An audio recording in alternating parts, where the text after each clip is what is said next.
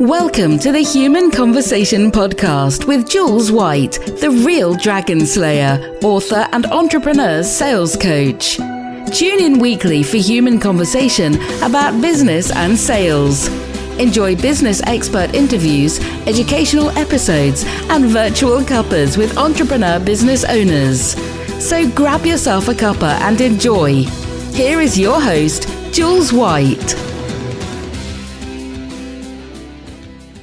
So welcome everybody to the Human Conversation, and I have another amazing guest with me. I know I say that every single time, but this is truly an awesome guest. And the reason why is this guy, I've met him on LinkedIn.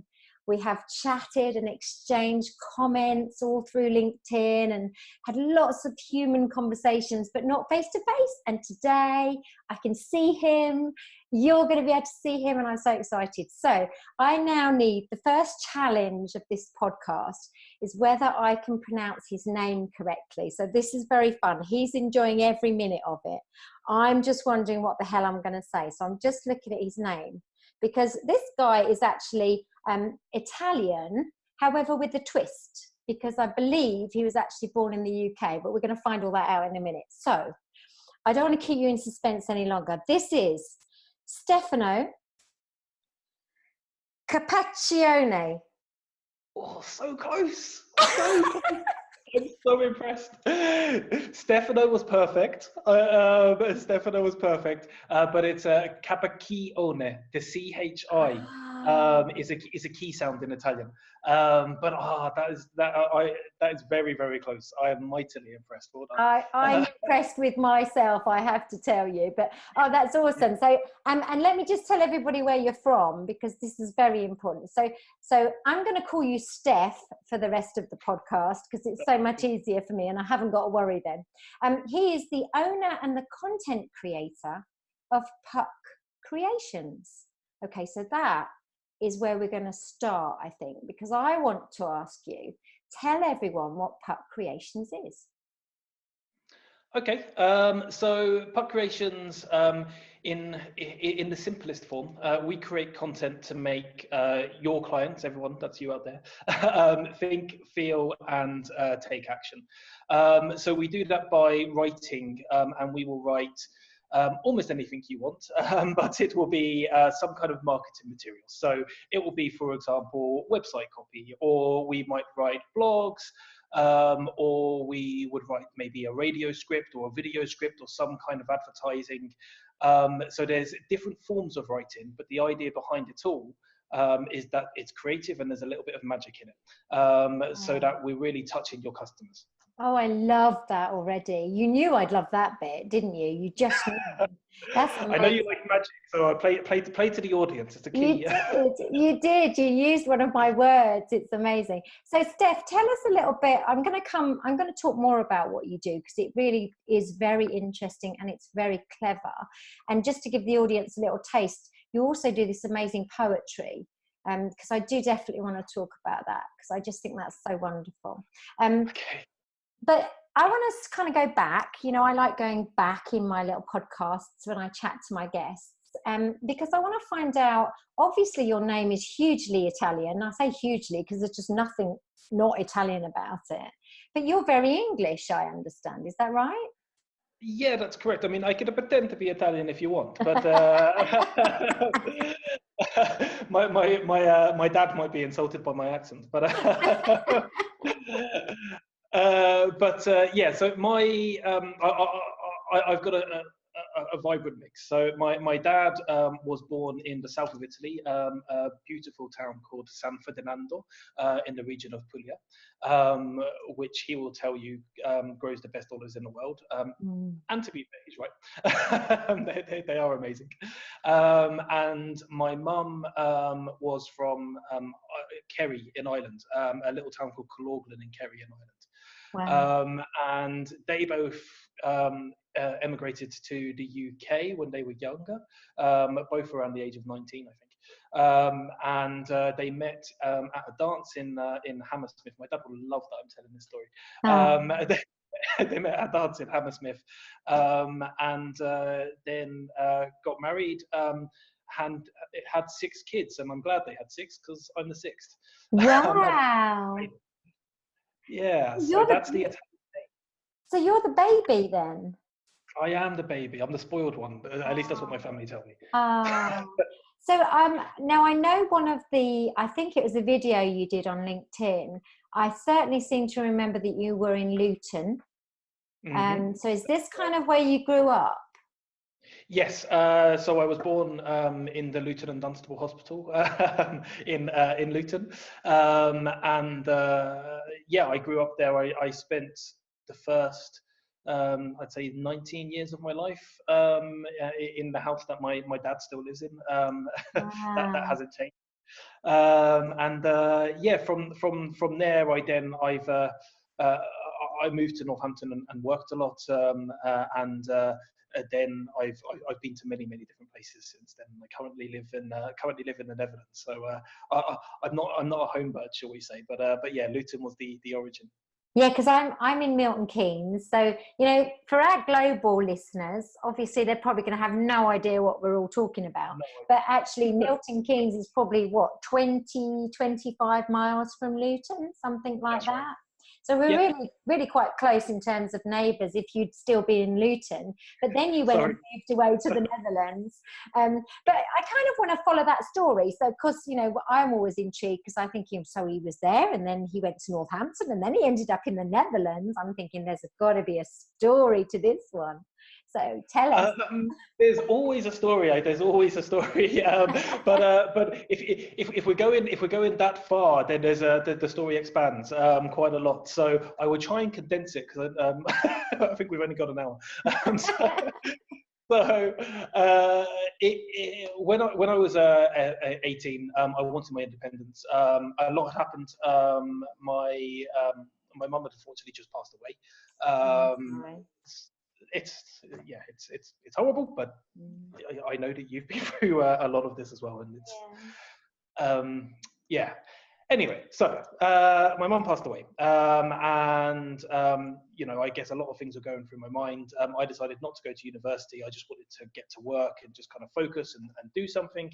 And I managed to get a job in IT sales.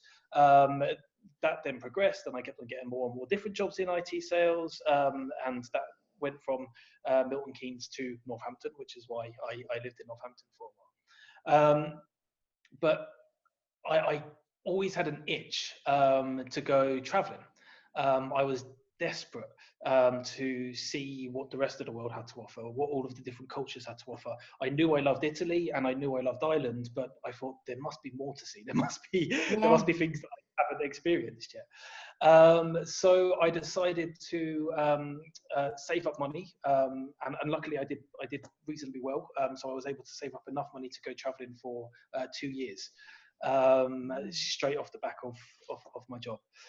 So I traveled for 2 years into lots and lots of wonderful countries. I won't go through all of them. Soaking up the sunshine when I could, but more importantly, meeting new people, understanding different cultures, eating amazing food. And then eventually when I came back, went, right, what do I do now?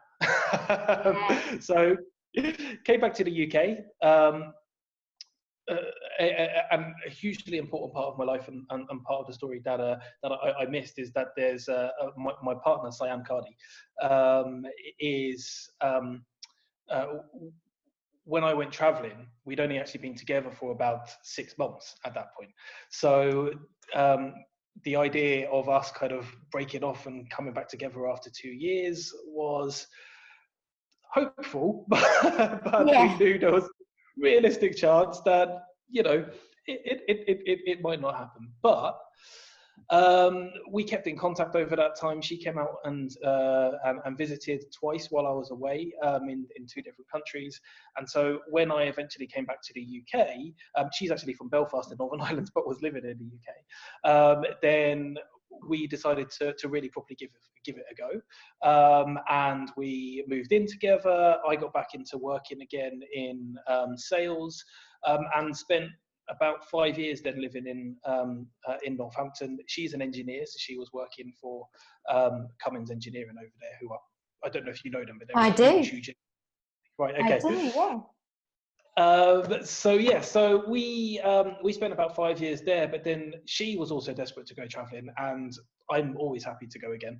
I love that. So, a couple of years ago, 3 years ago now, we packed everything up again, and we went off traveling again for another year, or about 14 months actually. Wonderful. And I realised how privileged I was going to say I am to be able to do this. It's I'm very lucky to be able to do all of this.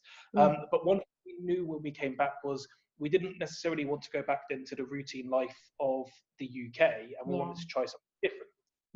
But we also wanted to be close enough to our families that you could get on a flight and just say hello. Because of the work that I do, and because I wanted to properly expand and have a business and work as a writer, I had done writing for previous companies, but I wanted to do it for myself. I knew that I was able to work anywhere. All I needed was a laptop and the confidence to communicate with people on Zoom. So it was about where Cyan could find a job that was well paid in a country that we both liked, and that also gave her the growth opportunity that she wanted.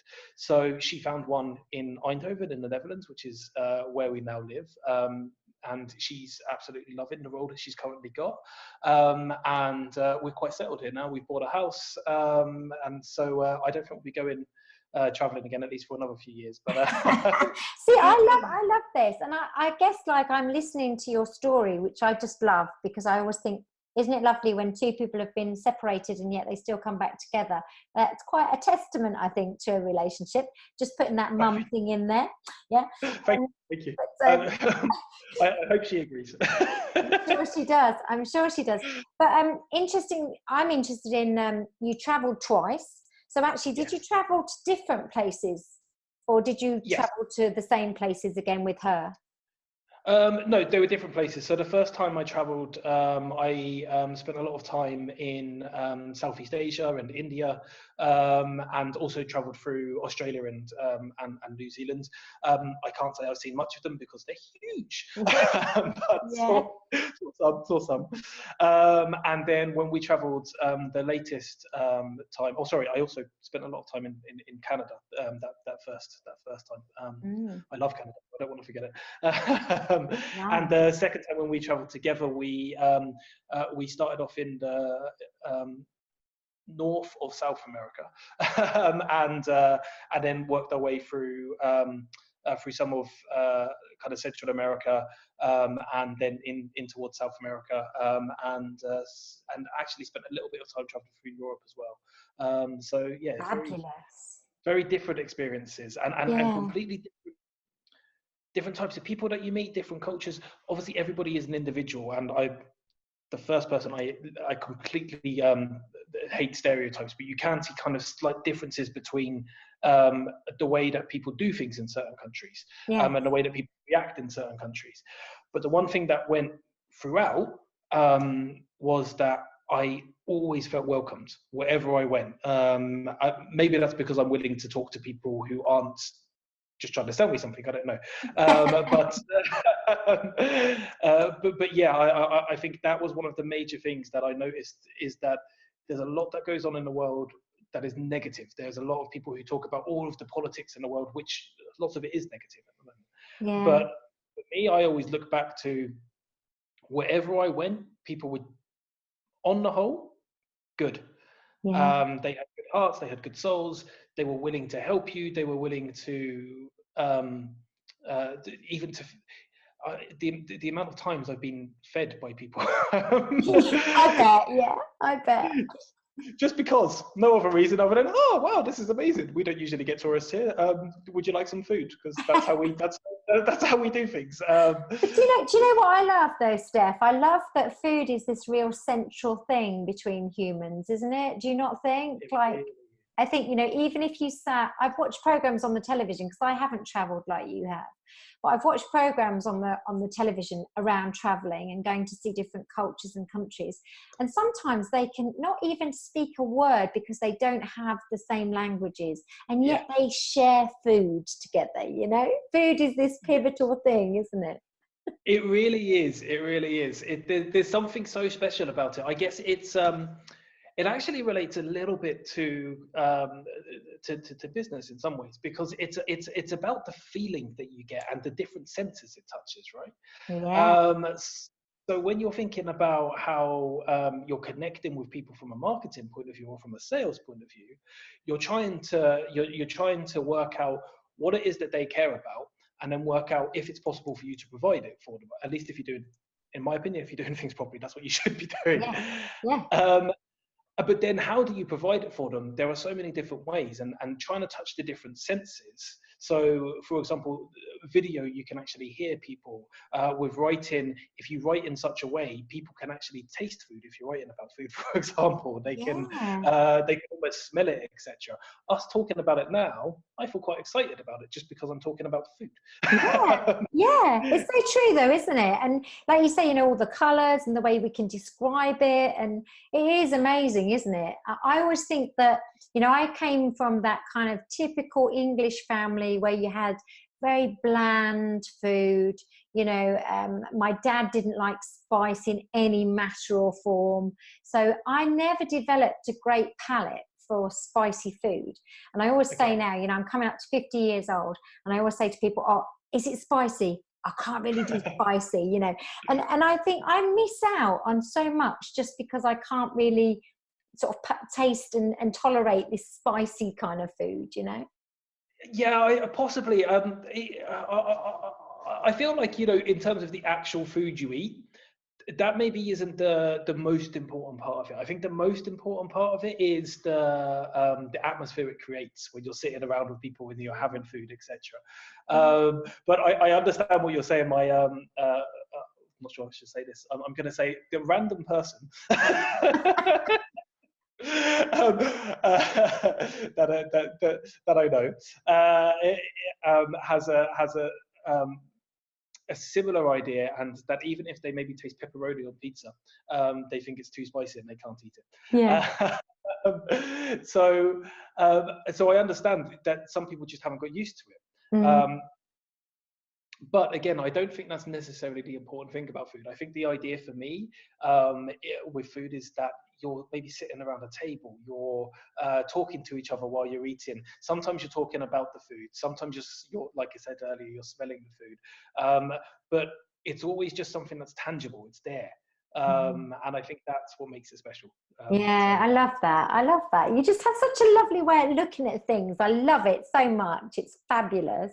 So I've got loads of questions to ask you, and I've got to try. Right, let's get some order for the listener here, because, you know, I'm getting far too excited about talking to you, Steph. So I want to talk about things like language, because obviously that really does connect with what you do.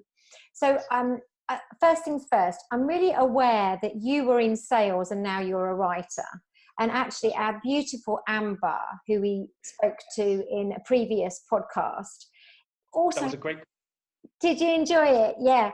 And it was her first ever podcast. She was just so lovely to chat to, so natural, you know. But she was in sales, and then she became a copywriter and a content writer and a writer. And I think, oh, you know, is this a natural progression? Is it from sales to writing, or is there just is sales just one of those jobs you kind of fall into? Do you think, Steph? I don't know. So the first part of that question, is there a natural progression? If I'm honest, Amber's the first person I've ever met that's done that other than me. I'm not sure. I'm sure well, there may well be lots of others. I haven't met about 99% of the world. So there's a good I think you probably have on your travels. But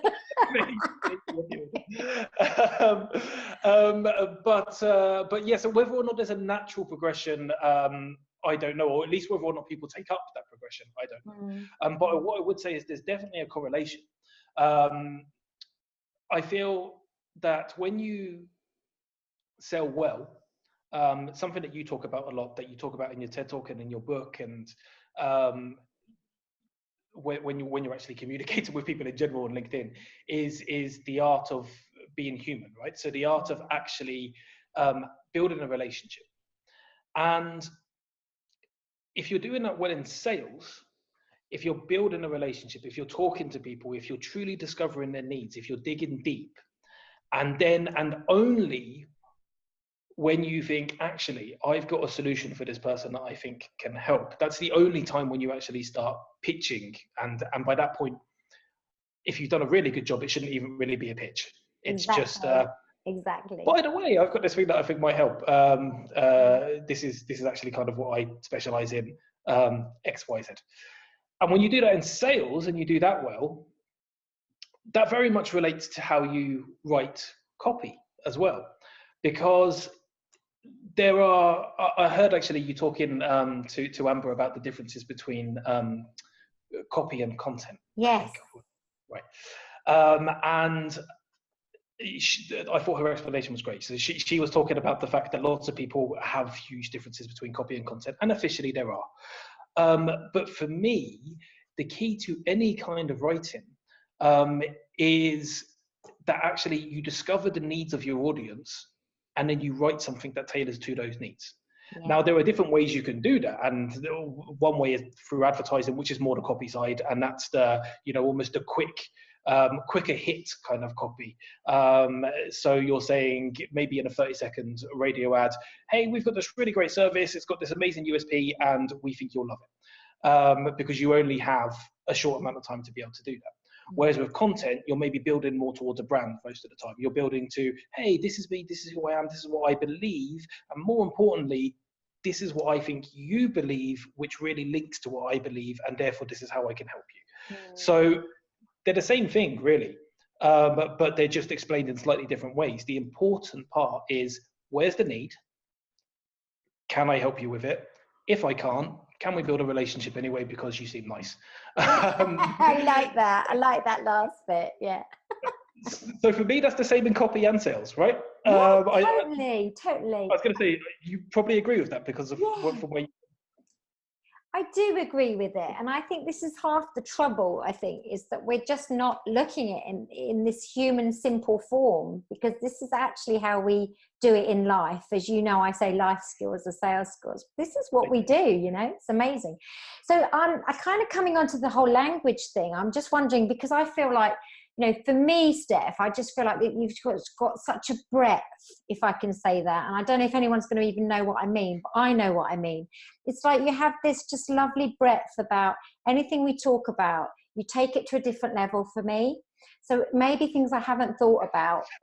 Does that make sense? Say if we're talking about, like we talked about food, and all of a sudden, like you just open it up to another thing for me to think about on that subject, which I just love. I think that's just wonderful, Do you feel like in your work, that's what makes you very special, and that's what creates the magic? I hope so. I find it hard to take a compliment, and I feel like that was a very nice compliment. It was one. It was. Thank you. But yeah, I guess in some ways, yeah, that's true. I think maybe what I do slightly differently is I probably try and absorb.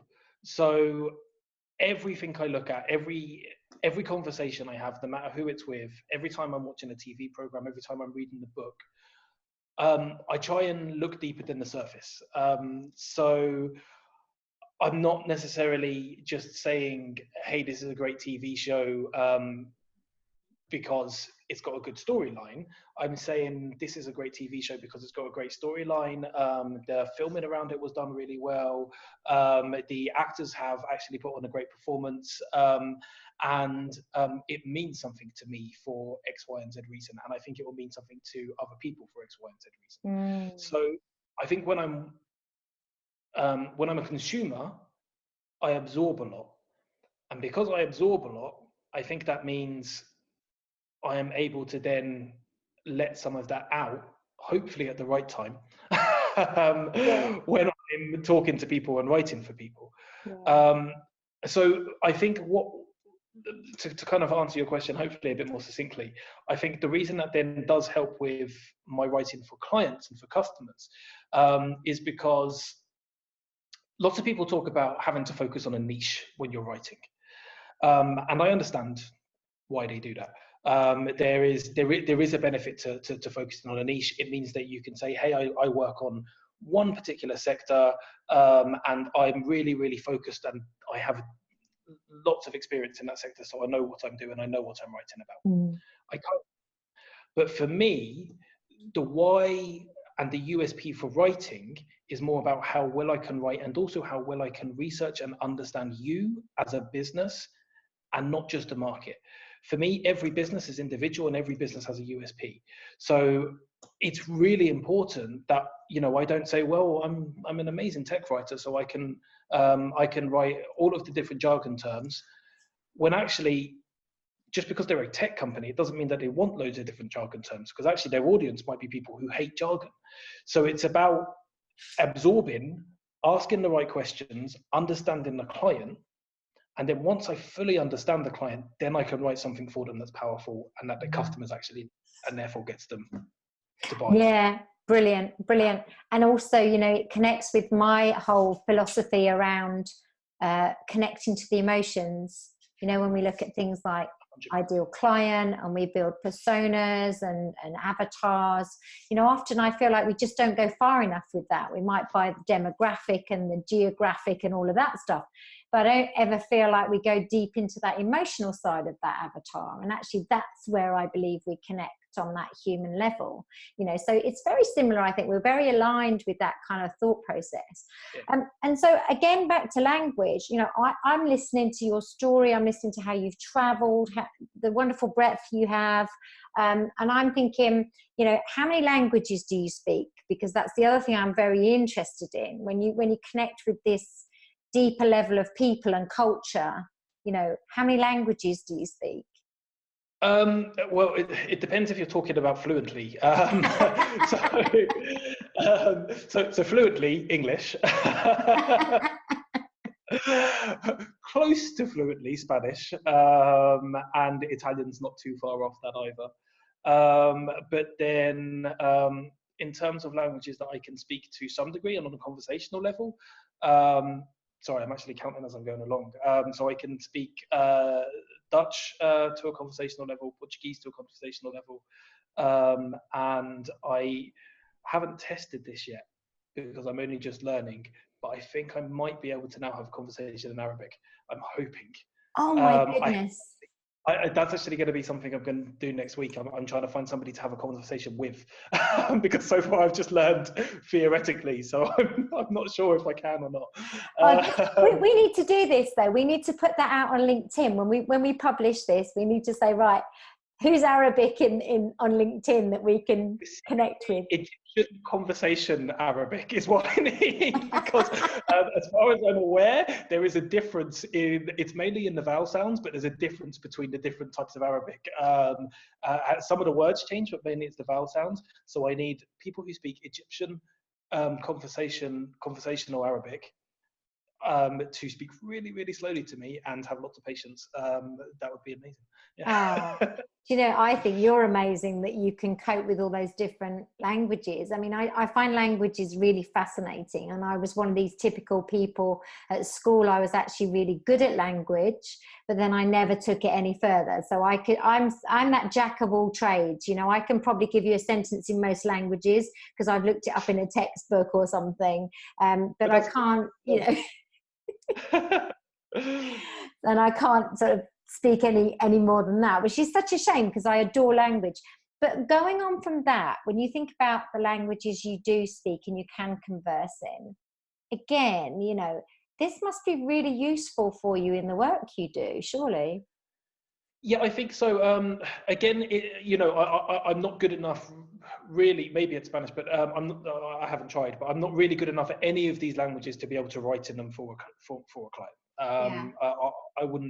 I wouldn't presume to be able to do it to any decent standard. So what I can do for clients, because lots of clients also need English copy is like an English copy and help them with the marketing side of things, and then they can get somebody to translate it to their particular language.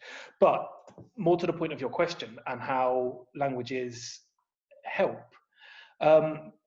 I do think they help because they actually help me to learn English better. Because the more you learn about foreign languages, we both know Eleanor. I say I know her very well. I've not actually spoken to her, but she's one of my favourite people in the world. She's amazing. She's amazing, isn't she? Yeah, I love that. But she, her breadth of language, I think, partly comes from the fact that she digs deep into the origins of language, and she understands that to another level, something which I don't think I could ever do. It's unbelievable. But I think for me, there is something to actually having the different languages that then have inputted into the English language. So the English language didn't just come from nowhere. It came from Anglo-Saxon, which is Germanic. It came from the French and the Latin based. And then we also have Arabic in our languages and parts, which I had no idea about. No. And so because there's the different vocabulary that comes in, there's the different grammar that comes in, you actually start learning more about your own language when you learn a foreign language. And you also learn more about cultures when you learn about different languages. So you understand how maybe different people in different parts of the world communicate, and how you can slightly adjust things if you're targeting kind of a broader set of people. Again, as I mentioned earlier, I'm not a big, even though I'm a big fan of marketing, I'm not a big fan of stereotypes, but sometimes you do have to say, well, this is maybe the broad assumption of a particular way that people are speaking, etc. But then you need to test that and test that and test that and see if it works.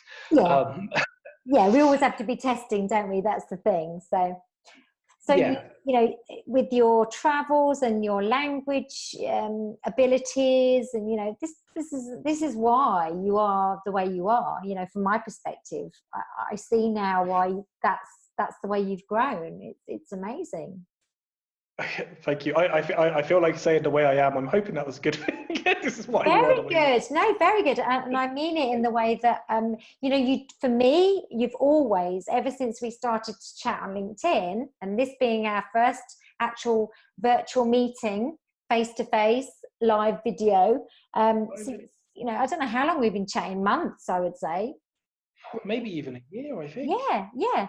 But you've always had that.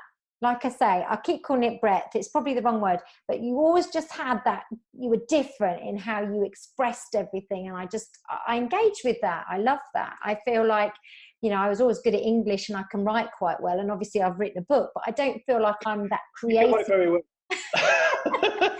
very well. I don't feel like I'm that creative writer, you know, and I love what you do. And now you're doing video and of course that brings me beautifully, Steph, onto your poetry, because that's kind of how I roll on my podcast. You see how I link everything together? I do. I liked it. That is, yeah, completely by accident, obviously. You know.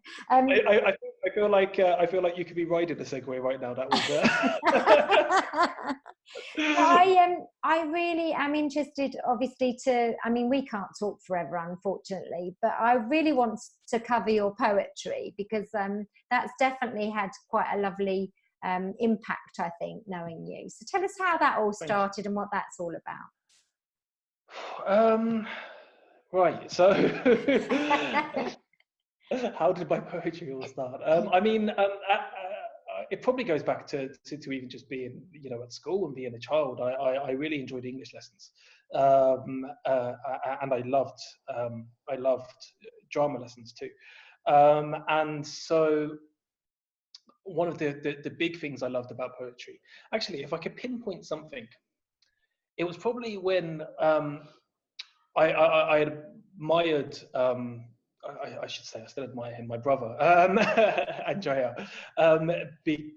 Just on the whole, you know, he's a brother that you look up to, and you know, you want to do everything he does, and you know, typical elder sibling kind of idea, and then we'd fight.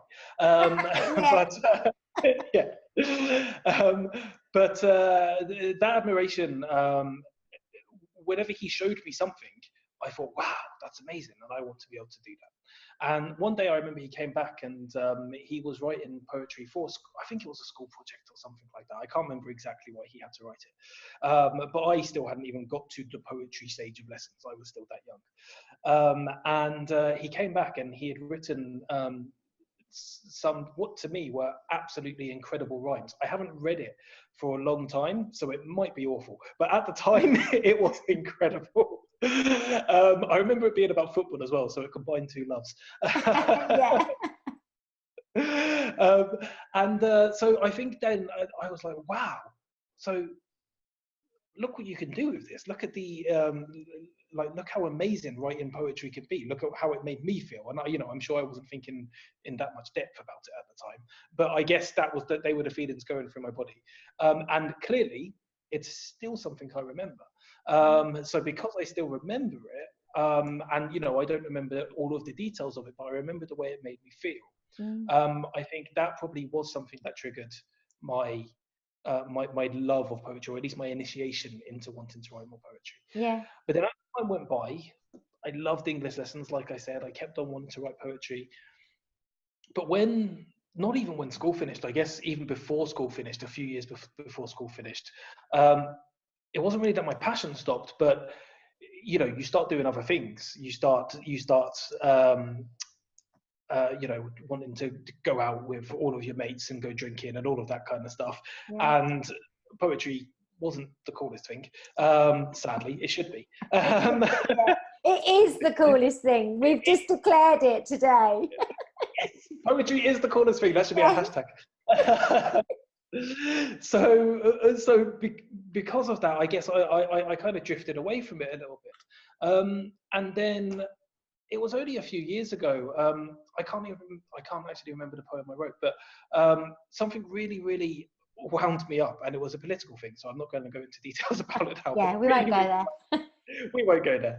But it really, really wound me up. And for some reason, the way that I had to vent my frustration, I was like, I just got to write something down. I've got to write about this. And writing a normal story didn't work. And I thought, right, I'm going to put this into poetic form. And I did. And I thought nothing much of it. My girlfriend had read it, said that she really, really liked it, said that she thought I should publish it.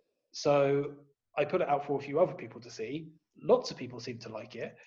And then I kind of remembered my passion for it, and thought, you know what, I just want to do this. I just want to write and then put it out there. It's partly business related because it shows the creativity I have.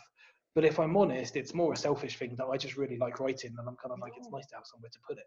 I love that. So I'm going to ask you the obvious question: have you got a book of poems, or are you going to make a book of poems? The answer is yes. The answer is yes. Well, the answer to the first question is definitely no. I don't have a book of poems. The answer to the second question is I would like to. Yeah, I mean, I've been asked this by a couple of people now. I still don't fully have confidence in my poetry, if I'm honest.